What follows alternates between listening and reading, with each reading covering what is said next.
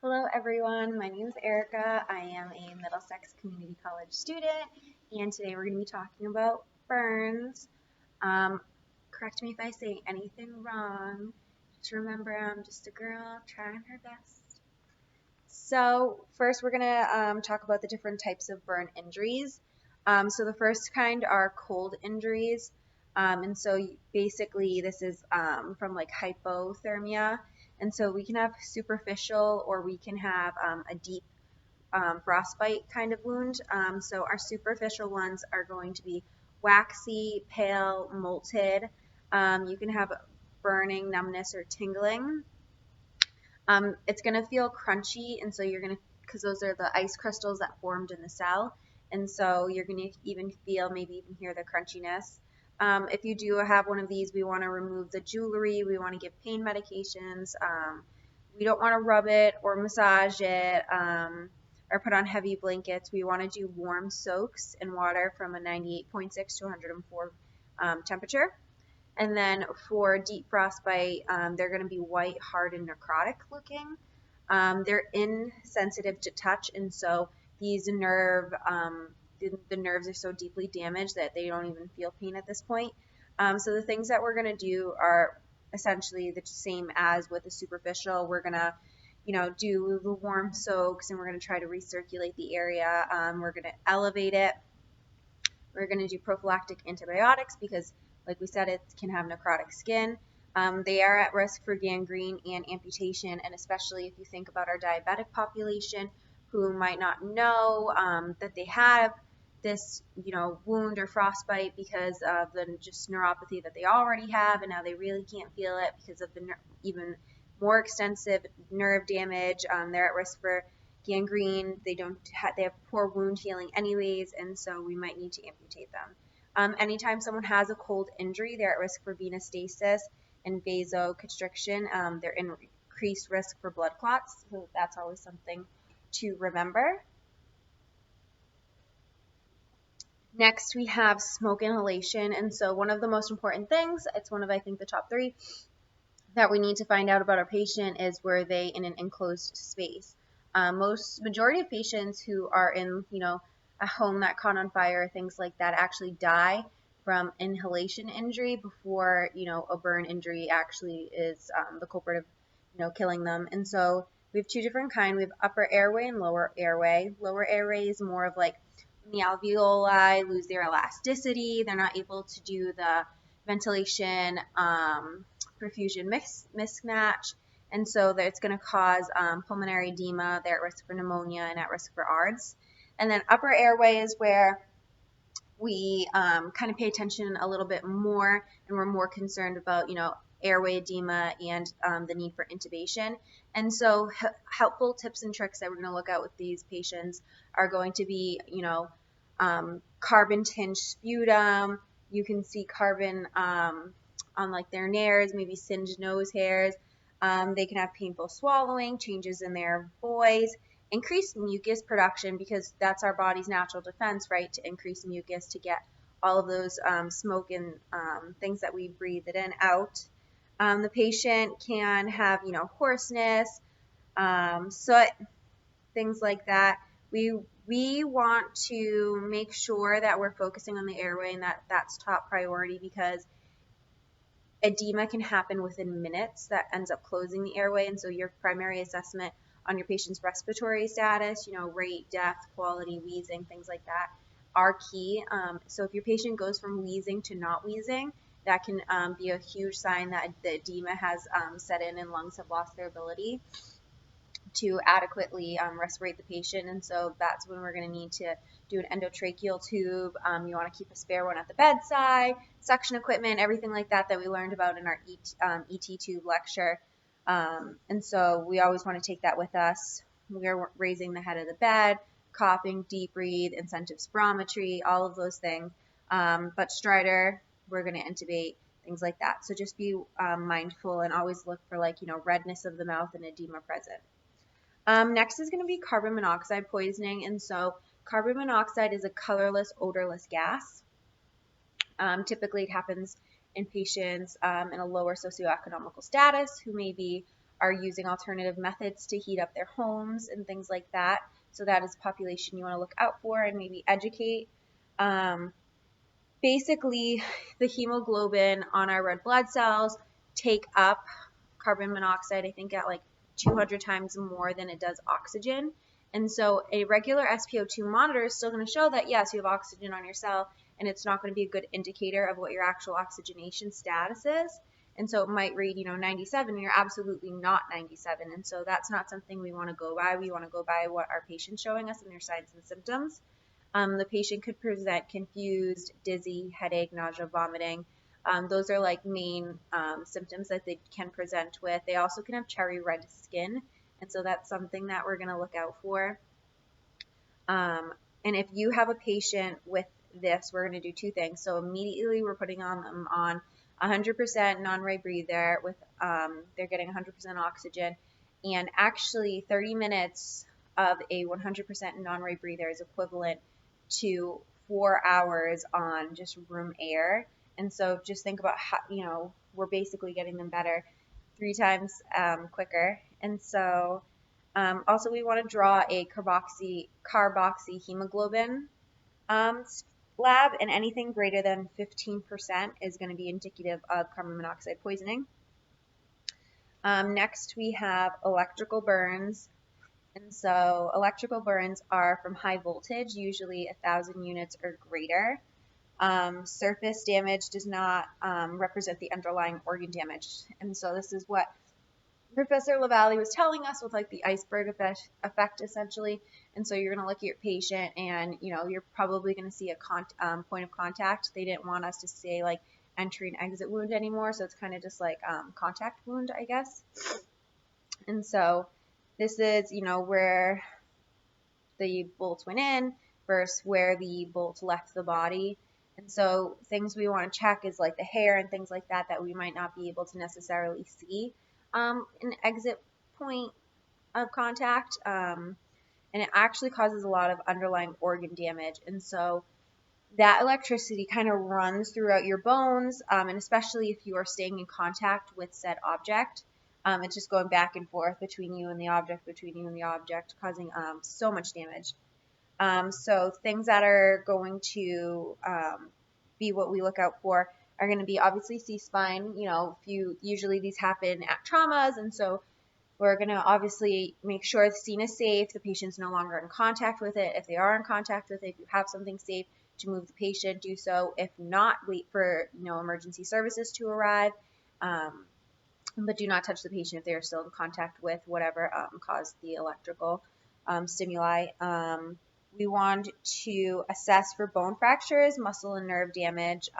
So these bolts can be, typically like a lightning bolt, we'll say, can actually fracture your bones because it's so strong.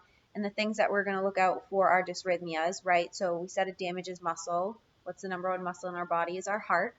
And so that can put your patient in VTAC, VFib, things like that. So we're immediately getting them on, a monitor. They're probably going to stay on the monitor, continuous monitoring, doing EKGs and things like that. We're going to look at their urine.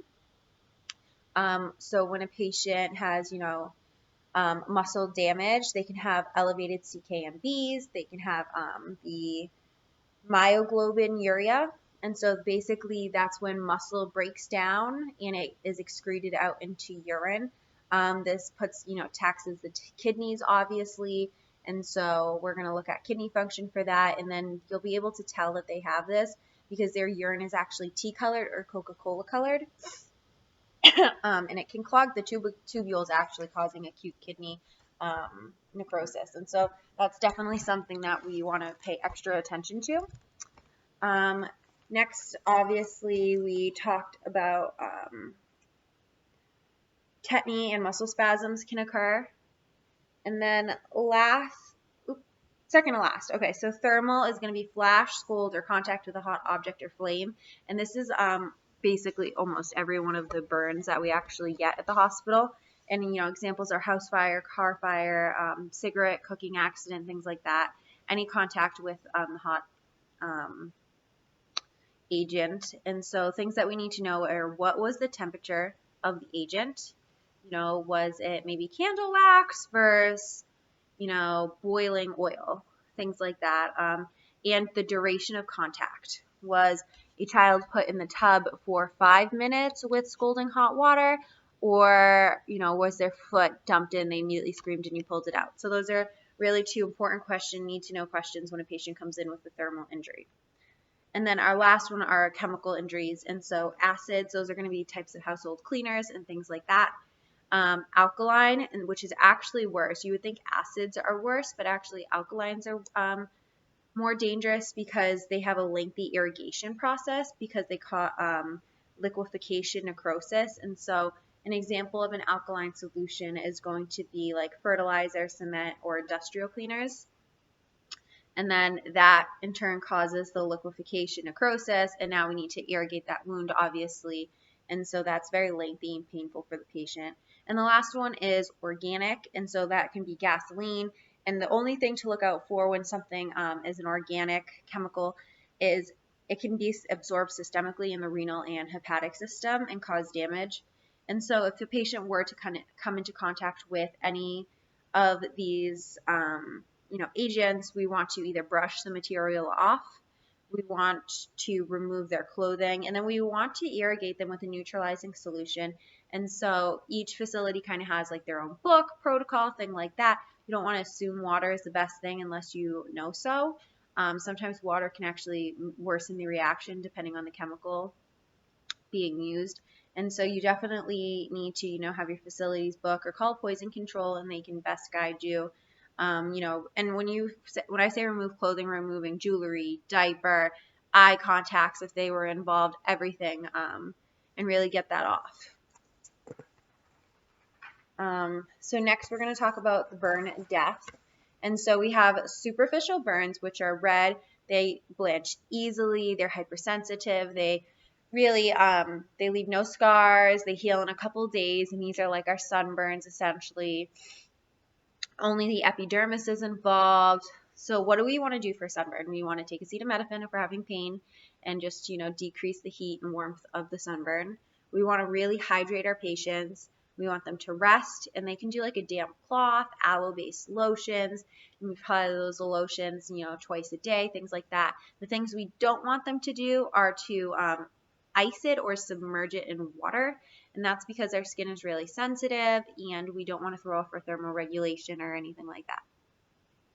Cool cloth, damp cloth is fine, but not total submersion.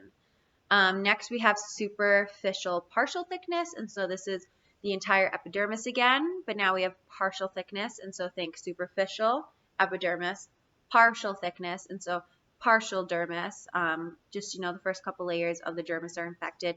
And these patients are going to have those weeping wounds, those blisters. They're going to be moist. We're going to really need to monitor these patients for infection. We want to be doing, dressing changes at least once daily, twice if it gets wet or soiled or anything like that, because they are weeping. We want to wash them with mild soap and apply an antibiotic ointment. Next, we can have our deep partial thickness, and so just think, so now we had, superficial partial thickness, and now we have deep, and so this is going to be our epidermis and the deep parts of our dermis, and so it can be either opened or closed blisters now. They're going to have a waxy red molted appearance, maybe white with some edema. They could be red or molted. They're actually going to be sluggish to blanch, and so this is the only one who is sluggish to blanch going down the chain. And so you really need to closely monitor for the extent of the infection and damage, and really decide if this is, a full thickness or not. And so that's really important in just wound care to prevent infection at this point. And then lastly, we have a full thickness burn, which is complete destruction of the entire epidermis, the entire dermis, and it may have got as far as the bone, muscle, and subcutaneous tissue or our fat. These patients are in no pain because if you think about it, all of your nerves and nerve endings are in your dermis layer, and so that was completely destroyed. And so they can't have, nerves where there's nothing. And so we're going to have to fix this. The only way is through surgical excision and grafting of the area of the body involved. And so we're going to do all the things that we're going to talk about later, thermoregulation, infection, hydration, and everything like that, because the patient is actually losing fluid through these open wounds. Just a quick recap on parts of the body that can be burned and what they affect. And so face, neck, and chest, obviously airway compromise. Nose, ears, and peri area are a risk for infection. Hands, feet, joints, and eyes affect patients' ability to perform ADLs.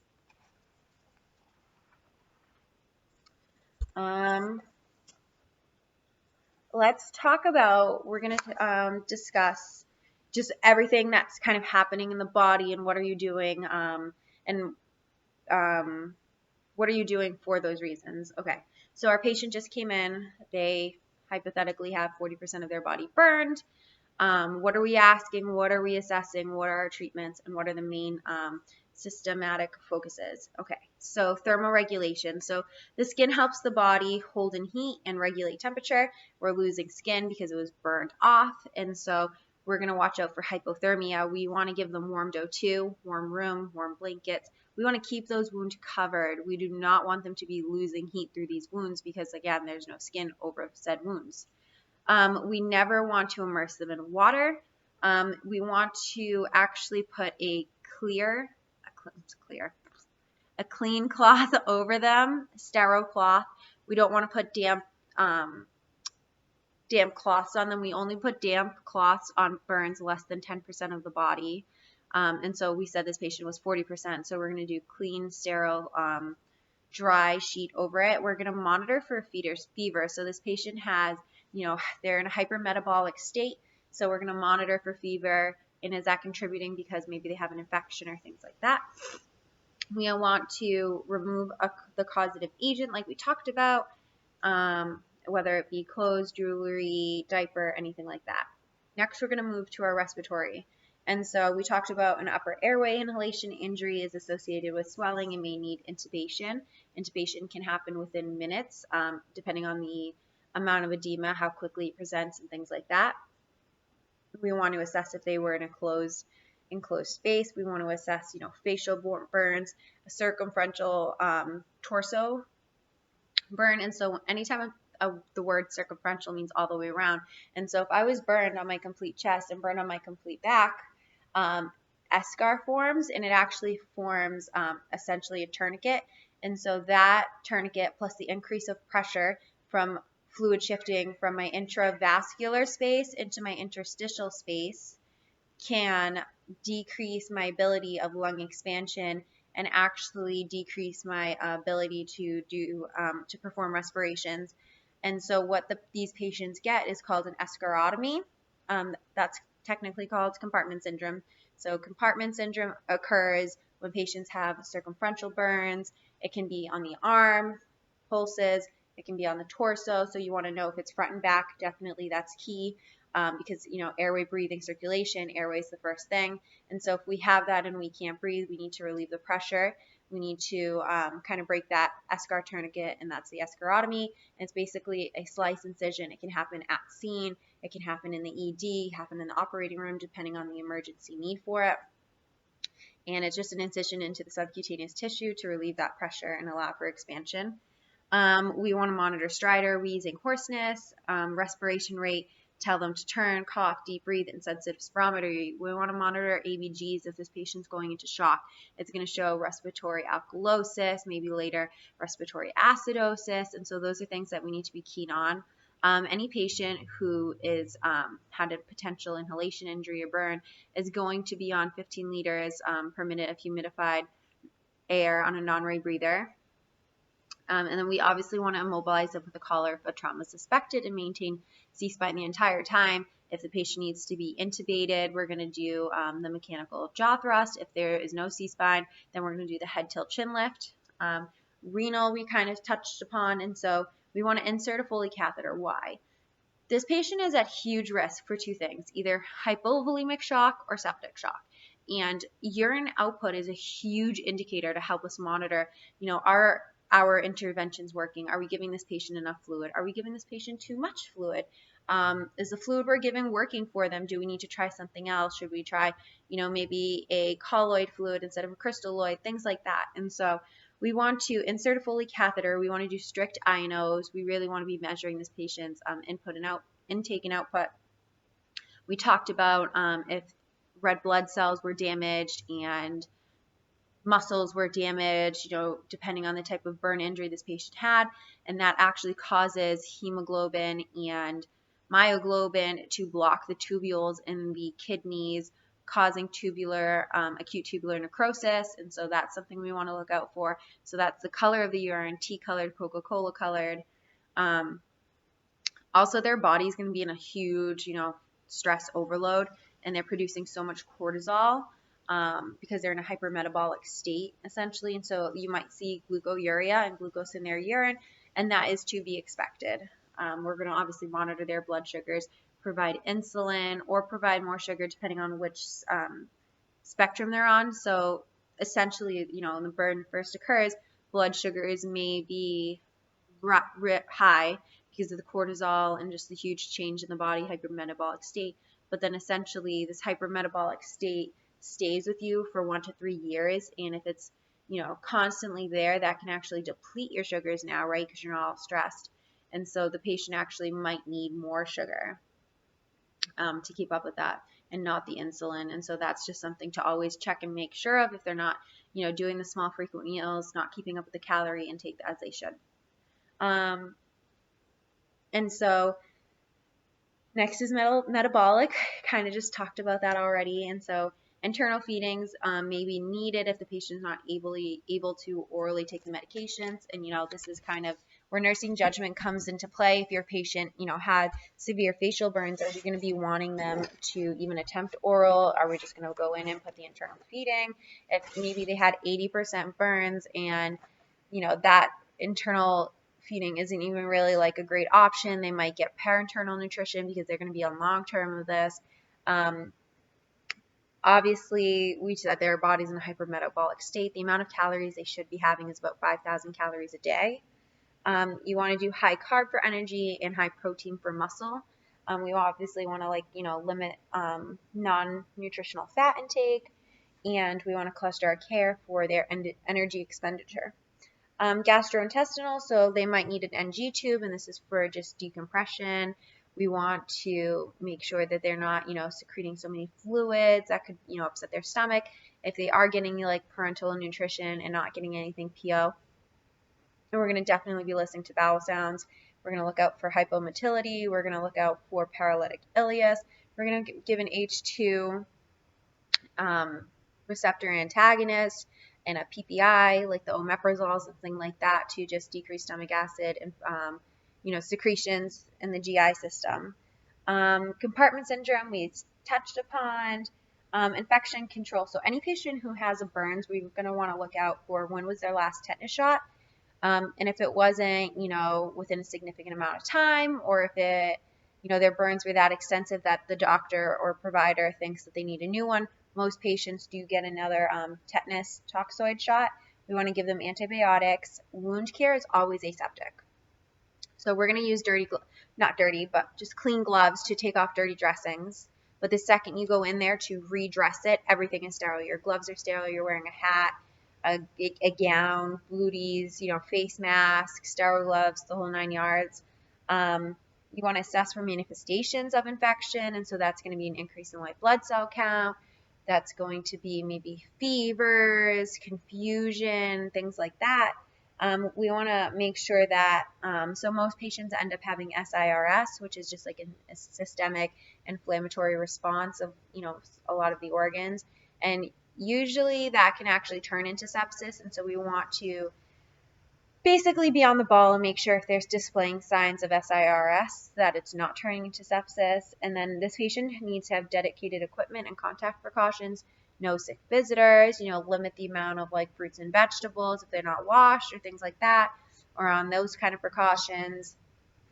They should be taking their temperature daily, limit stagnant water, disposable equipment, and whatnot. And then our neuro assessments, and so this kind of plays into the carbon monoxide. And so if a patient was found down, nobody's really thinking carbon monoxide, maybe they don't present with that cherry red appearance, And so, their oxygen stat says they're 98, but they're very dizzy, confused, maybe it's the middle of winter. So we definitely want to check a carboxyhemoglobin level. We don't want to trust the SpO2, and we're going to give them a non-rebreather at 15 liters per minute. And then lastly, the biggest thing is fluid and electrolyte status. And so stay with me, guys.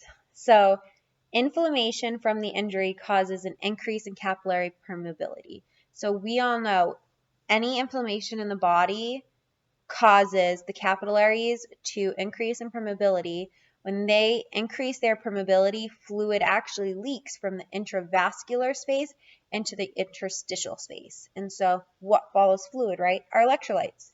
And so the main one that follows fluid is sodium. And so sodium also moves from the intravascular space into the interstitial space.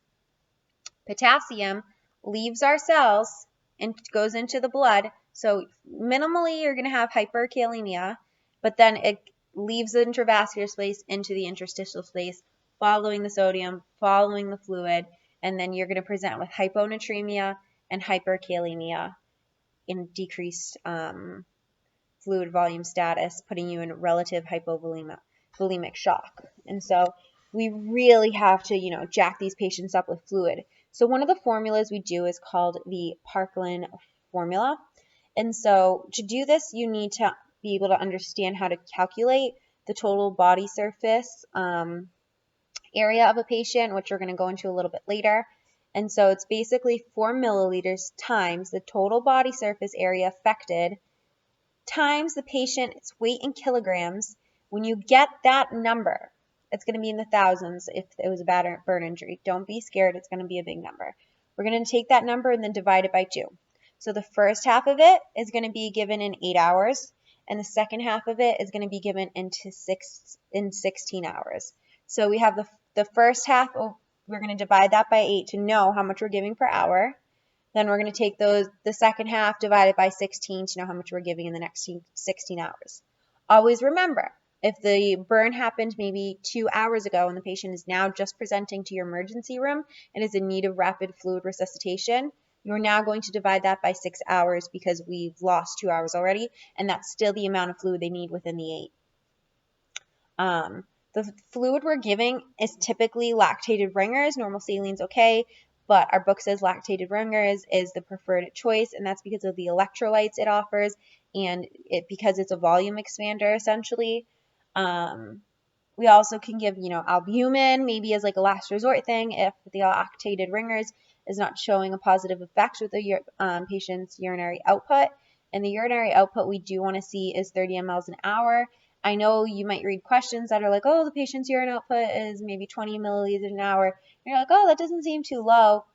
I'm telling you, almost any practice question I've had, if urine monitoring the urine status and things like that, and even if it's a little off, that's such a huge indicator when titrating fluid volume in a patient with burns. Click that. It's most likely the answer. You obviously want to know the patient's past medical history, right? And so if this patient has a history of heart failure and, stage 2 kidney disease, they probably shouldn't be jacked up with fluid, but obviously they need it because of the burn. And so those are just things to take into consideration when titrating and to, assess with the interdisciplinary team. We're always going to be looking out for the patient's weight, edema, crackles, checking JVD, etc., because those are going to be signs of fluid overload. For crackles, we're going to raise the head of the bed, the incentive spirometry, deep breathing, cough, edema, we're going to elevate the legs above heart level. Weight, we're just doing, strict INOs at that point. And then lastly, I wanted to touch upon, so if fluid leaves our vascular space, moves into our interstitial space, but our blood stays in our vascular space, our blood is going to be thick and viscous. And so this thick blood makes the circulation in the blood essentially sluggish and slowed. You have a decrease in perfusion because blood's just not moving quickly around. We are at risk for what? Clots, because blood is staying stagnant in the body. And so this patient might need DVT prophylaxis because it's not like you're like, oh, we can just ambulate them. No, they're burned right now. We're not doing that. We're going to give them a DVT prophylaxis. We're going to watch their H&H, things like that. And so, how do we know our patient is, trending towards hypovolemic shock? So we talked about the urinary output. Typically, when a patient gets burned, their heart rate can actually be tachycardic, but it should be less than 120, and that's normal. That's to be expected. But a patient who is maybe teetering on the hypovolemic shock, they're going to have a heart rate greater than the 120. A patient who just got burned, their blood pressure, they're doing this crazy fluid shift and third spacing, and so their blood pressure is probably going to go low. Anything under 100 or 90, not okay. We're not comfortable with that, and we want to titrate more fluid. Obviously, the respirations are going to be increased, and things like that. And I'm going to post these for anybody. If you want them, just message me, and I can email you them. I just kind of draw out a body and just kind of connect how everything goes and what do we do for each system. And then lastly, I want to just talk about the phases. And so I pieced together the phases based off of the ATI book and our textbook. I found it was difficult to follow them in the PowerPoint because I didn't feel like the PowerPoint specifically lined up with the text in ATI. And so, everyone to each their own. This is how I did it, and this is how I learned them and did my notes by them. So the emergent phase is basically within the first 24 to 48 hours when you're having this massive fluid shift. Our goal is to resolve any immediate life-threatening issues resulting from the burn injury. We're going to do airway management, fluid resuscitation, pain management, hypothermia, and the initiation of wound care or removal of causative factor. So diagnostic studies, we're going to be checking their CBC, their glucose, their CMP, BUN, ABG, EKG, CKMB, troponin, carboxyhemoglobin, X-ray if there was, a trauma, and we want to find out their past medical history. I know this is probably redundant, but just going to go through them. So why their CBC? We want to make sure their H&H is at an okay level. We don't want, these clots and things like that to happen. Might even do a D-dimer, right? And so their glucose, they're going through, a very stressful thing. They're in a hypermetabolic state, probably elevated. Their CMP, that's their electrolytes, right? So we want to check that sodium level. We want to check that potassium level. Their BUN, we want to check their kidneys, make sure they're not having any acute tubular necrosis.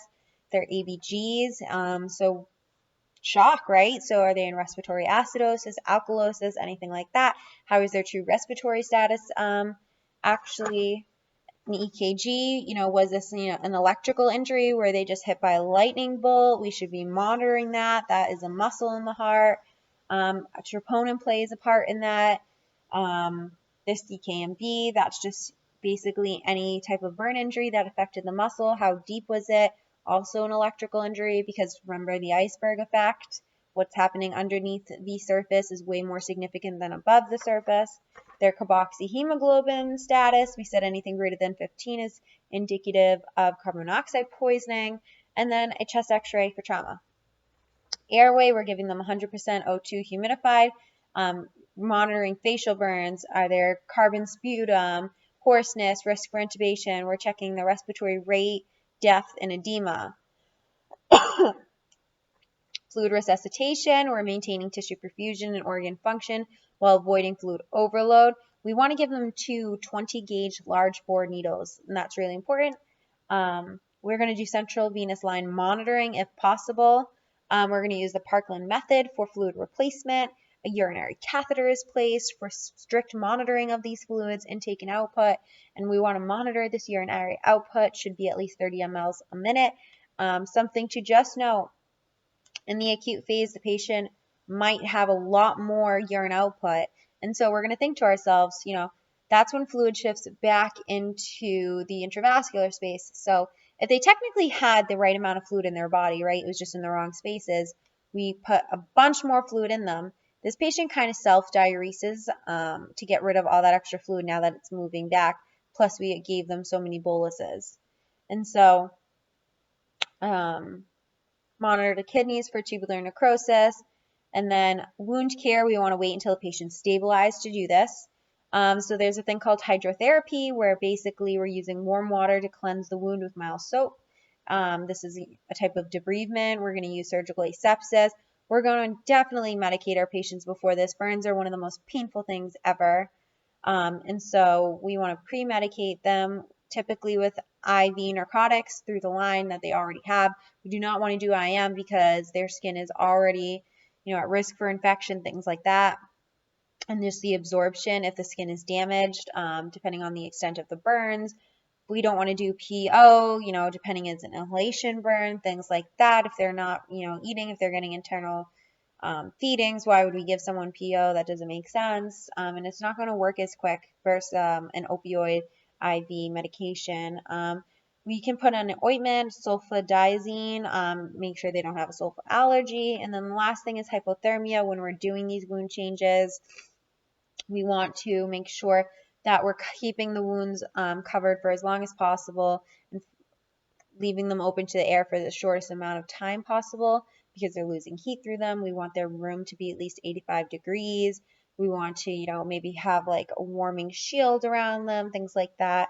Limit the time the wound is exposed and open to air, as that even just the air current can be super painful to them.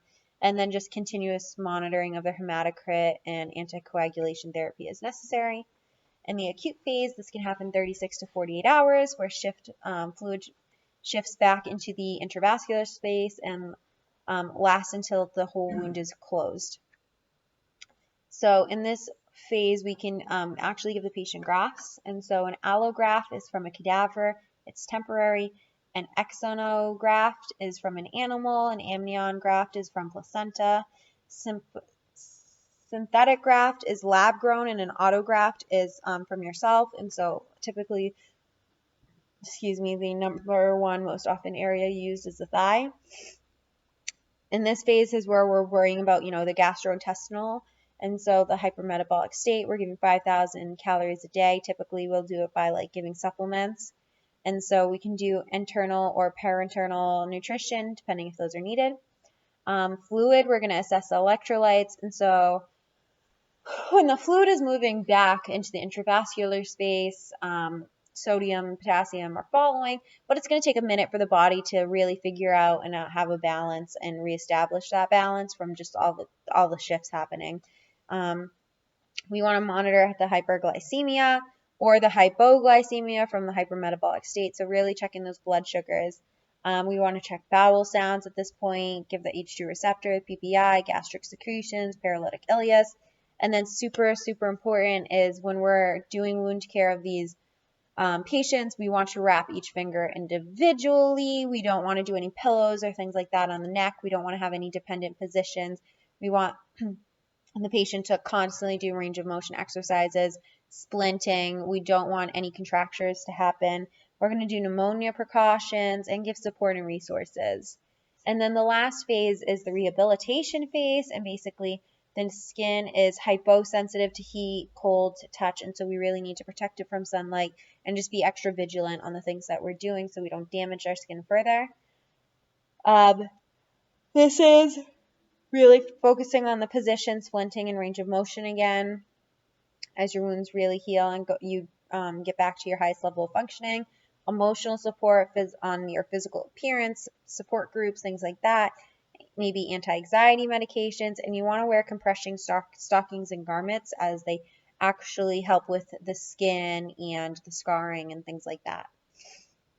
Lastly is the rule of nines, and so if you think about the whole body, you're going to see me anteriorly, and then you're going to see me posterior, and so anterior is the front, posterior is the back. The questions will say anterior and posterior or just anterior. And so picture this body. And so their head is 4.5 and each arm is 4.5, just anteriorly. If it was posteriorly, this is 9, 9, 9. And so our entire torso is 18 for the front. Our entire torso on the back is 18. And so if you had circumferential torso burns, right? And so circumferential means all the way around. anterior and posteriorly they were burned on their torsos and back. That's going to be for a total of 36. Our peri area is a total of 1. And each leg anteriorly is 9. And so if you had a posterior anterior, that's going to be 18 for each leg. If you just had anterior, that's going to be 9. If you just had posterior, going to be 9. And if you had anterior, posterior, 18.